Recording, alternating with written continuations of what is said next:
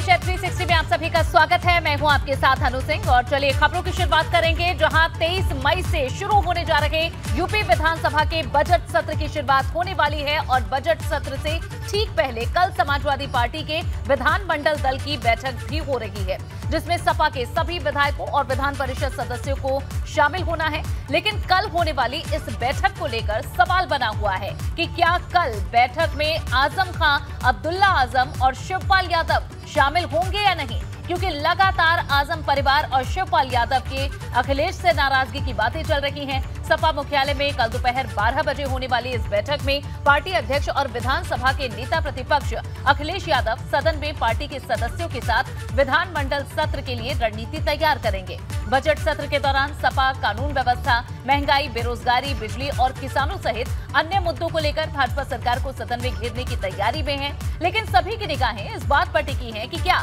सपा विधानमंडल दल की बैठक में आजम और उनके बेटे अखिलेश यादव के चाचा शिवपाल यादव शामिल होंगे या नहीं।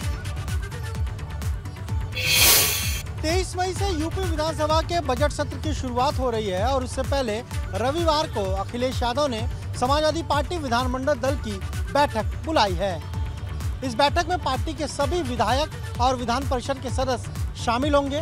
बैठक दोपहर 12 बजे पार्टी कार्यालय पर बुलाई गई है। हालांकि ये बैठक पहले शनिवार को होनी थी, लेकिन अखिलेश यादव दिल्ली चले गए, प्रबोधन का कार्यक्रम चल रहा था, इसलिए इस बैठक को फिर रविवार के लिए किया गया।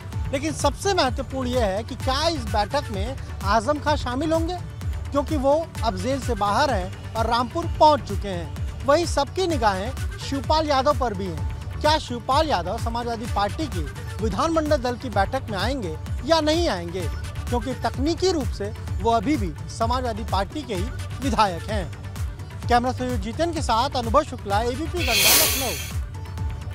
कल होने वाली सपा विधानमंडल की बैठक के राज्यसभा चुनाव के लिए प्रत्याशियों के नाम पर भी यहां मंथन हो सकता है। राज्यसभा के लिए समाजवादी पार्टी अपने संख्या बल के मुताबिक 3 सदस्यों को राज्यसभा भेज सकती है और संभावना है कि इस बार सपा सहयोगी दलों को 1 या फिर 2 राज्यसभा सीटें दे सकती है। उत्तर प्रदेश में राज्यसभा की 11 सीटें खाली हो रही हैं और इनमें समाजवादी पार्टी के 3 सदस्य हैं जिनका कार्यकाल पूरा हो रहा है। विधानसभा में सदस्यों की संख्या बल के लिहाज से समाजवादी पार्टी इस बार भी 3 लोगों को राज्यसभा भेज सकती है। और अब ये कहा जा रहा है कि अखिलेश यादव जब दिल्ली दौरे से वापस लौटेंगे तो समाजवादी पार्टी के जो राज्यसभा के उम्मीदवार होंगे उनकी लिस्ट फाइनल होगी। हालांकि जो जानकार है उनका ये भी कहना है कि समाजवादी पार्टी की इस लिस्ट में एक नाम ऐसा होगा जो चौंकाने वाला होगा। एक सीट अखिलेश यादव अपने गठबंधन के सहयोगी को देंगे और दूसरी जो सीट है जिस पर कहा जा रहा है कि जो चौंकाने वाला नाम है वो समाजवादी पार्टी के गठबंधन के किसी सहयोगी को नहीं बल्कि एक दूसरी पार्टी के उम्मीदवार को दी जा सकती है। और ऐसे में केवल समाजवादी पार्टी अपना एक उम्मीदवार ही राज्यसभा भेजेगी, क्योंकि एक सीट पर गठबंधन के सहयोगी को भेजा जाएगा, दूसरी जो सीट है उस पर भी एक दूसरी पार्टी के एक नेता को राज्यसभा भेजा जाएगा और कहा जा रहा है कि शायद उन्हें रिपीट किया जाए और केवल एक सीट पर समाजवादी पार्टी अपना उम्मीदवार उतारेगी। उत्तर प्रदेश में जो राज्यसभा की 11 सीटें हैं, वैसे तो उनका कार्यकाल 4 जुलाई तक था, लेकिन चूंकि चुनाव आयोग ने अधिसूचना जारी की, नोटिफिकेशन जारी किया और फिर जो चुनाव की तारीख है उन्हें घोषित किया। 31 मई अब नामांकन की आखिरी तारीख है, 24 मई को अधिसूचना जारी हो रही है। ऐसे में सभी सियासी दल, अगर हम बात करें चाहे बीजेपी हो, समाजवादी पार्टी हो, क्योंकि इन्हीं के पास विधानसभा में नंबर हैं कि ये अपने सदस्यों को राज्यसभा भेज सकते हैं। जो 3 सदस्य हैं समाजवादी पार्टी के जिनकी सदस्यता, जिनका कार्यकाल खत्म हो रहा है, विशंबर निषाद हैं, रेवती रमन सिंह हैं और इसके अलावा एक अन्य जो सदस्य हैं, वो तीनों लोगों की सदस्यता खत्म हो रही है और ये माना जा रहा है कि जल्द ही अखिलेश यादव समाजवादी पार्टी की जो ये लिस्ट है उस पर मुहर लगाएंगे। कैमरा जीतन के साथ अनुभव शुक्ला, एबीपी गंगा, लखनऊ। उधर राज्यसभा उम्मीदवारों के नाम के चयन को लेकर भाजपा ने भी कमर कस ली है। सोमवार को शाम लखनऊ में बीजेपी की बैठक होगी, जहां प्रदेश कोर कमेटी अपनी तरफ से नाम केंद्रीय आला कमान को भेजेगी, जिस पर आला कमान नाम पर मंथन कर अंतिम मोहर लगाएंगे। आपको बता दें कि 31 मई को राज्यसभा के लिए नामांकन का आखिरी दिन है।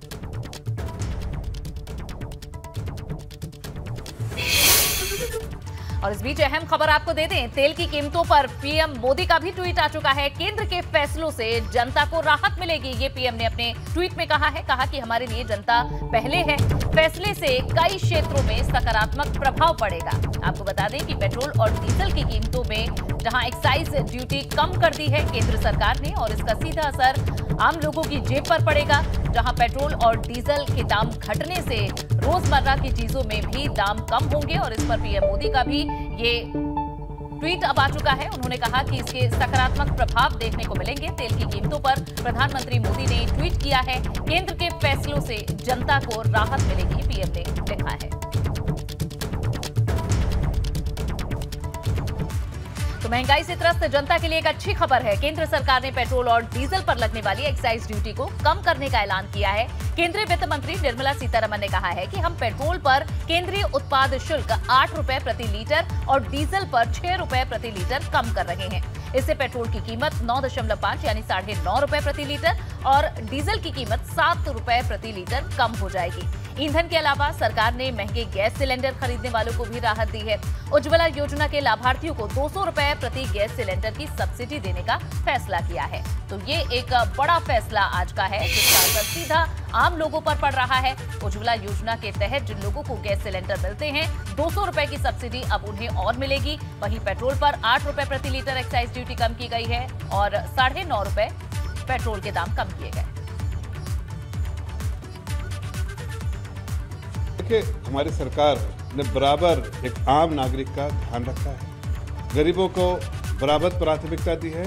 आदरणीय प्रधानमंत्री जी ने बराबर, चाहे दुनिया के कैसे भी हालात हो, देश की जनता की चिंता की है। आज उसी का फिर से एक बार नमूना जो है, आदरणीय प्रधानमंत्री जी ने फैसला लिया, गरीबों के पॉकेट में 2 रुपया जाए, इसकी चिंता बराबर आदरणीय प्रधानमंत्री जी ने किया है। अब से थोड़ी देर पहले ही वित्त मंत्री निर्मला सीतारमण ने ट्वीट करते हुए ये जानकारी दी कि जल्द ही पेट्रोल और डीजल की कीमतों में केंद्र सरकार एक्साइज ड्यूटी घटाने जा रही है। साथ ही उज्ज्वला योजना के तहत मिलने वाले सिलेंडर्स पर भी केंद्र सरकार ने 200 रुपए की सब्सिडी देने का ऐलान किया है। ये वो ट्वीट है वित्त मंत्री का, जिसमें साफ है कि आम जनता को जल्द ही राहत मिलने वाली है। पेट्रोल और डीजल के दाम घटेंगे और साथ ही ग्रामीण क्षेत्रों में राहत भी मिलेगी। उज्ज्वला योजना के तहत जिन लोगों को गैस सिलेंडर मिलते हैं, 200 रुपए की सब्सिडी और दी जाएगी।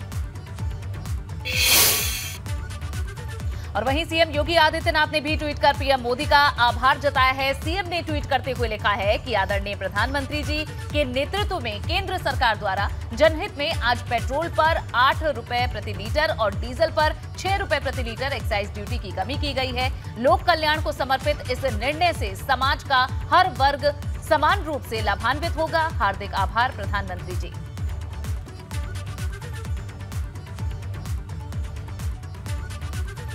और अब खबर वाराणसी से। वाराणसी के ज्ञानवापी मस्जिद के तहखाने के सर्वेक्षण के दौरान का एक वीडियो वायरल हो रहा है। वीडियो में दिख रहा है कि कई पिलर और खंबे का तहखाना, जहां तहखाने में दिख रहा है कि काफी मात्रा में मलबा पड़ा हुआ है। हालांकि एबीपी गंगा इस वायरल वीडियो की पुष्टि नहीं करता है, लेकिन ये वीडियो काफी ज्यादा वायरल हो रहा है, जिसमें कहा गया है कि ये तहखाने का वीडियो है जिसमें मलबा पड़ा हुआ दिख रहा है। एबीपी गंगा इस वीडियो की पुष्टि नहीं करता है। ये वीडियो ज्ञानवापी मस्जिद के तहखाने का बताया जा रहा है, जिसमें मलबा पड़ा हुआ है। बता दें कि तहखाने में जाने की इजाजत मांगी गई थी और अब कई वीडियोज ऐसे हैं जिनमें से एक वीडियो ये वायरल हो रहा है। ज्ञानवापी मस्जिद के तहखाने का ये वीडियो बताया जा रहा है। फिलहाल एबीपी गंगा इस वीडियो की पुष्टि हरगिज नहीं करता। सुप्रीम कोर्ट के आदेश के बाद सिविल कोर्ट ने आज ज्ञानवापी मामले से जुड़ी सभी फाइलें और दस्तावेज जिला जज कोर्ट को सौंप दिए हैं। अब इस मामले की 23 मई से जिला जज की कोर्ट में सुनवाई शुरू होगी। दरअसल सुप्रीम कोर्ट ने शुक्रवार को ज्ञानवापी मस्जिद मामले में सिविल जज से वाराणसी के जिला जज को ट्रांसफर करने को आदेश दिए थे। फिलहाल डॉक्टर अजय कृष्ण इस डिस्ट्रिक्ट और सेशन जज बनारस हैं, जो कि अब ज्ञानवापी मस्जिद मामले पर सुप्रीम कोर्ट के आदेश के बाद सुनवाई करेंगे और अब ये पूरी तरह से हैंडओवर कर दिया गया है मामला। कल सुप्रीम कोर्ट ने इस बाबत आदेश दिया था, जिसके बाद अब ये कार्य हुआ है। ज्ञानव्यापी मामले को लेकर वाराणसी पुलिस आयुक्त ए सतीश गणेश ने आज अंजुमन इंतजामिया मसाजिद कमेटी के पदाधिकारियों संग बैठक की। इसमें आगामी त्योहार, सावन मेला और अन्य बिंदुओं पर चर्चा की गई। उन्होंने माहौल बिगाड़ने और कानून को हाथ में लेने वालों पर सख्त कार्रवाई और अफवाहों पर ध्यान न देने की लोगों से अपील की है। अंजुमन इंतजामिया मसाजिद के ज्वाइंट सेक्रेटरी एसएन यासीन ने कहा है कि हमें श्रृंगार गौरी की पूजा से कोई दिक्कत नहीं है। औपचारिक मुलाकात होती रहती है और होती रहेगी, ऐसी कोई बात नहीं जो हम आपको साथ शेयर। तो दो आपके जो त्योहार आ रहे हैं उसको लेकर बात हुई आपकी? नहीं, उसको भी बात हुई कि भाई उसको भी कल्चरल संपन्न कराना है, क्योंकि आखिरी सोमवार और मुहर्रम लगभग एक दिन। तो क्या आशंका है आपको कि इस तरह की? कोई आशंका नहीं, अभी फिलहाल कोई आशंका नहीं है, लेकिन चिंता है? चिंता भी नहीं है। एक तरीके से हमारा शहर बहुत अच्छा है और हमेशा पुराना रहेगा, रहा है और रहेगा, और ये हमारी पूरी हुई। श्रृंगार गौरी को लेकर के आज पूजा हुआ है, श्रृंगार गौरी वो होती रहेगी, उससे हमसे कोई मतलब नहीं, वो करते रहेंगे। उस पर आपको इतराज नहीं है कोई? उस पर हमें कोई। उधर भगवान रामलला का मंदिर निर्माण कार्य प्रगति पर है। 1 जून को भगवान रामलला के गर्भगृह का निर्माण कार्य शुरू हो जाएगा। इसमें मुख्यमंत्री योगी आदित्यनाथ भी मौजूद रहेंगे। रामलला के गर्भगृह के मंदिर निर्माण के प्रथम शिला का पूजन करेंगे और इसके लिए वैदिक ब्राह्मण 1 जून को सुबह 5 बजे से राम जन्मभूमि परिसर में पूजन शुरू करेंगे, जिसकी तैयारी तेजी के साथ की जा रही है। मुख्यमंत्री की अगवानी में भगवान रामलला के गर्भगृह तरासे गए पत्थरों से निर्माण कार्य शुरू होगा और उसके पहले प्रथम पत्थर का पूजन अर्चन किया जाएगा।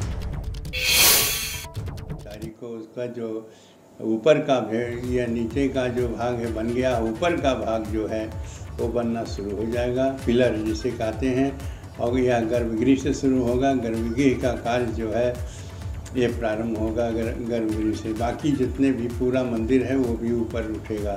तो इसलिए 1 तारीख जो है वो सभी प्रकार से विघ्न बाधाओं से दूर है, और साथ साथ यह है शुभ नक्षत्र, शुभ तिथि और सर्वार्थ सिद्ध योग, दुर्लभ संयोग, ये सब के सब हैं। इसलिए उसी दिन काल जो प्रारंभ होगा वो निर्विघ्न पूर्वक चलेगा और पूर्णतया मंदिर का निर्माण होगा। इसीलिए 1 तारीख रखा गया है।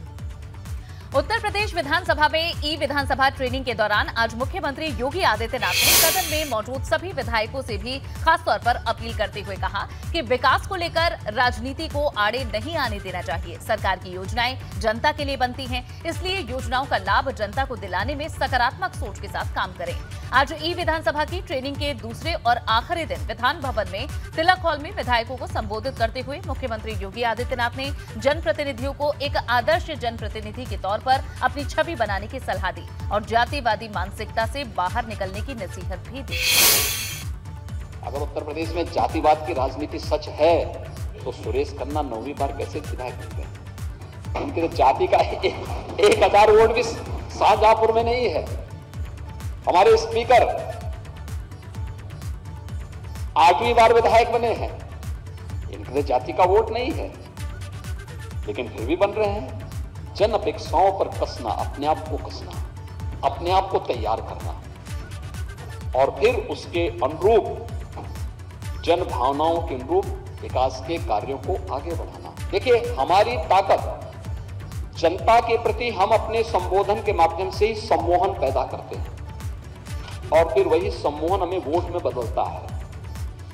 अगर आप केवल चुपचाप खड़े होकर हाथ जोड़ के जा रहे हैं, एक बार वोट मिल जाएगा, दूसरी बात जनता पूछिएगी कि अरे आप कुछ बोलेंगे भी, तो बोलने की आदत का मंच बनना चाहिए विधानसभा। जब राज्यपाल जी का ही भाषण हो, जब राष्ट्रपति जी का ही भाषण हो या राष्ट्रपति जी का मार्गदर्शन सदन को प्राप्त हो या सदन की सामान्य रूटीन की प्रक्रिया भी हो, हम अपना मोबाइल फोन बंद करके रखना भी चाहिए। ये बड़ी यानी जब चर्चा के दौरान या राज्यपाल जी के भाषण के दौरान या राष्ट्रपति जी का जब वहां पर मार्गदर्शन प्राप्त होगा और मोबाइल फोन की घंटी बजती है, बड़ी अशिष्टता नजर आती है। विधायकों को नकारात्मक राजनीति न करने की नसीहत देते हुए मुख्यमंत्री योगी आदित्यनाथ ने आज बिना नाम बताए एक पूर्व विधायक का जिक्र करते हुए बताया कि अपनी नकारात्मक राजनीति की वजह से ही चुनाव में इस बार उनकी क्या दशा हुई है। नकारात्मकता किसी जनप्रतिनिधि को कभी आगे नहीं बढ़ा सकती, कभी नहीं। मैंने हमेशा देखा है, मैं इस चुनाव में भी देख रहा था, एक मान्य सदस्य थे, वो छोटी छोटी बातों को लेकर धरना प्रदर्शन करते थे, जाम करते थे। विकास की कोई योजना आती थी तो भी धरना प्रदर्शन शुरू होता था। और मैं इस चुनाव में जब रिजल्ट जिस दिन आ रहे थे, मैंने कहा यार उस विधानसभा का थोड़ा रिजल्ट दिखाओ, पता लगा उस चौथे नंबर पर।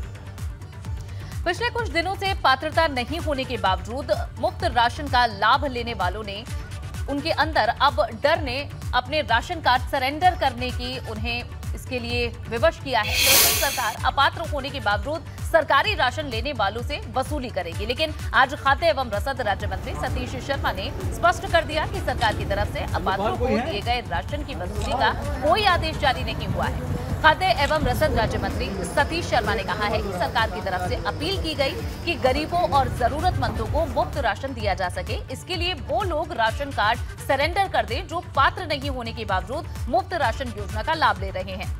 आपको बता दें कि सरकार की इसी अपील को आदेश मानकर वसूली और कार्रवाई के डर से अपात्र लोग लाइनों में लगकर राशन कार्ड सरेंडर कर रहे हैं और अब तक तकरीबन 46,000 लोग अपने राशन कार्ड सरेंडर कर चुके हैं।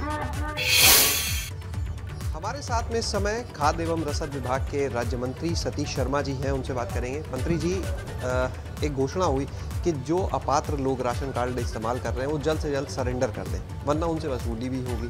तो क्या अब तक रिस्पांस मिल रहा है, कितने लोगों ने सरेंडर किया? प्रदेश के यशस्वी माननीय मुख्यमंत्री पूज्य योगी जी के नेतृत्व में खाद्य एवं रसद विभाग निरंतर 15 करोड़ लोगों को निःशुल्क खाद्यान्न उपलब्ध कराने का काम कर रहा है। बड़ी संख्या में पात्रों को राशन कार्ड मिले, इसके लिए विभाग सतत प्रयत्नशील है और लगभग 1,17,000 नए राशन कार्ड अभी हमने 17 मई तक, 1 अप्रैल से 17 मई तक हमने 1,17,000 नए राशन कार्ड बनाने का काम किया है। बड़ी संख्या में विभिन्न जनपदों से सूचनाएं आ रही थी कि अपात्रों के पास भी राशन कार्ड हैं। विभाग निरंतर इस बात की समीक्षा किया करता है। समीक्षा के माध्यम से जिनके पास 4 पहिया वाहन है, सरकारी नौकरियों में है, 3 लाख से अधिक इनकम है या 5 एकड़ से अधिक सिंचित जमीन है, ऐसे लोगों को आग्रह के आधार पर, क्योंकि पात्रों को बड़ी संख्या में राशन कार्ड के अभी हमें देना है, इस नाते आग्रह किया गया है और बड़ी संख्या में लोगों ने इसके लिए आगे आए हैं। उन्होंने अपने राशन कार्ड को सरेंडर किया है। मैं ऐसे सभी लोगों को जो ये चाहते हैं कि पात्रों को राशन कार्ड अधिक से अधिक मात्रा में उपलब्ध हो और उन्होंने राशन कार्ड अपना सरेंडर किया, मैं उनको बधाई देता हूँ कि गरीबों के हित में वो आगे आए हैं। अगर कोई वसूली को या मुनादी इस तरह ऐसा कोई निर्देश फिलहाल एकदम पूरी तरीके से मनाही है। अब तक लगभग कितना राशन कार्ड सरेंडर लोगों ने कर दिया होगा स्वेच्छा से? 46,000 अभी राशन कार्ड की सूचना अभी अब तक अपडेट है। 46,000 लोगों ने राशन कार्ड सरेंडर किए हैं। शुक्रिया बात करने के लिए। तो ये थे हमारे साथ मंत्री सतीश शर्मा जी, जिनका साफ तौर पर कहना है कि किसी भी तरह की मुनादी को लेकर या किसी भी तरह की वसूली को लेकर साफ मना कर दिया गया है कि कोई वसूली नहीं की जाएगी। हाँ, लोगों से आग्रह ज़रूर किया जा रहा है कि वो अपने राशन कार्ड जो हैं उनको सरेंडर करें और अब तक लगभग 46,000 लोग जो अपात्र थे वो अपने राशन कार्ड सरेंडर भी कर चुके हैं। कैमरा सहयोगी हरिओम के साथ शैलेश अरोरा, एबीपी गंगा। खबरों में आगे बढ़ेंगे, जहां बात होगी बिजनौर की। 6 साल पहले बिजनौर में एनआईए अफसर तंजील अहमद हत्याकांड में आज एडीजे कोर्ट ने सजा का ऐलान करते हुए हत्याकांड के दोषियों मुनीर और रेयान को फांसी की सजा सुनाई है, क्योंकि हत्याकांड के 3 आरोपियों तंजीम, जैनी और रिजवान को कोर्ट ने बरी कर दिया। बिजनौर की अदालत ने इस हत्याकांड के 2 आरोपी मुनीर और रेयान को शुक्रवार को दोषी करार दिया, जिन्होंने 2 अप्रैल 2016 को एनआईए के डिप्टी एसपी तंजील अहमद और उनकी पत्नी फरजाना की गोली मारकर हत्या कर दी थी। तंजील अहमद के शरीर पर गोली घुसने और निकलने के 33 घाव थे, जबकि उनकी पत्नी के शरीर में गोली लगने के 6 घाव मिले थे। इस हमले में तंजील अहमद के दोनों बच्चे भी कार की सीट के नीचे छिपे थे। किसी तरह बचकर उन्होंने अपनी जान बचाई है। 6 साल पहले बिजनौर में एनआईए अफसर तंजील अहमद हत्याकांड में आज एडीजे कोर्ट ने सजा का ऐलान करते हुए हत्याकांड के दोषियों मुनीर और रेयान को फांसी की सजा सुनाई है, जबकि हत्याकांड के 3 आरोपी तंजीम, जैनी और रिजवान को कोर्ट ने बरी कर दिया है। बिजनौर की अदालत ने इस हत्याकांड के 2 आरोपी मुनीर और रेयान को शुक्रवार को हत्याकांड का दोषी करार दिया। 2 अप्रैल 2016 को एनआईए के डिप्टी एसपी तंजील अहमद और उनकी पत्नी फरजाना की गोली मारकर इन्होंने हत्या कर दी थी। तंजील अहमद के शरीर पर गोलियों के घाव मिले थे और अब इस पूरे मामले में ये बड़ी सजा का ऐलान हुआ है।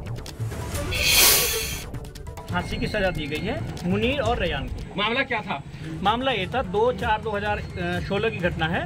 एनआईए के अधिकारी थे, डीएसपी थे, उनका कत्ल किया था और उनकी पत्नी का, दोनों का कत्ल किया था। तो उसमें दोनों को फांसी हुई है। कितने लोग थे घटना में? और कितने घटना में 5 लोग शामिल थे, 3 को साक्ष्य के भाव में छोड़ दिया और 2 को फांसी। बढ़ते हैं खबरों में आगे। चारधाम यात्रा और गर्मियों के सीजन को देखते हुए टिहरी जिले में खाद्य सुरक्षा विभाग लगातार चेकिंग अभियान चला रहा है।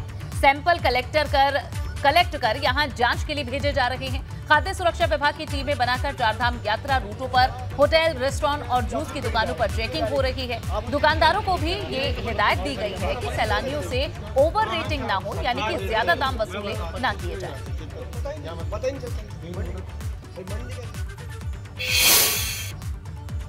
उत्तराखंड में इन दिनों सैलानियों की काफी भीड़ उमड़ रही है, जिसके बाद जाम से हालात बिगड़े हुए हैं। नैनीताल और अल्मोड़ा में उमड़ी सैलानियों की भीड़ से हल्द्वानी में भी ट्रैफिक का काफी दबाव दिखा है। दरअसल हल्द्वानी के काठ गोदाम में यहां कलसिया पुल पर वाहनों की धीमी रफ्तार के चलते हल्द्वानी में भी जाम की स्थिति बनी रही। एसएसपी का कहना है कि भीड़ को कंट्रोल करने के लिए ट्रैफिक पुलिस लगातार काम कर रही है। नैनीताल में इस समय पर्यटन को लेकर के भारी ट्रैफिक है, पर्यटकों की भारी भीड़ लग रही है नैनीताल में। और उसमें जब ऊपर पार्किंग फुल हो जाती है तो उसके बाद जो है रूसी बाईपास से हम लोग जो है शटल सेवा को शुरू करते हैं। और रूसी बाईपास में 500-600 गाड़ियों को खड़े करने की भी व्यवस्था है। इसमें ज़्यादातर ट्रैफिक जो है इस समय कालाडूंगी वाले एरिया से आ रहा है। 60% करीब जो है ट्रैफिक कालाडूंगी वाले एरिया से आता है और 40% यहाँ का अपना ट्रैफिक चल रहा है। विकासनगर के लोगों को महालक्ष्मी किट बांटी गई है। राष्ट्रीय पोषण अभियान के तहत जरूरतमंद और पात्र लोगों को ये किट दी गई है। बाल विकास विभाग की तरफ से विकासनगर ब्लॉक में कार्यक्रम का आयोजन किया गया था।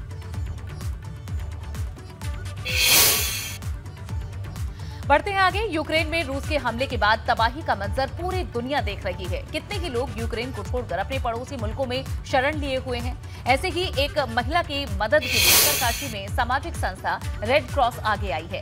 यूक्रेन की ये महिला इन दिनों उत्तरकाशी में है। महिला के साथ उसके 4 बच्चे हैं। ये सभी एक आश्रम में शरण लिए हुए हैं।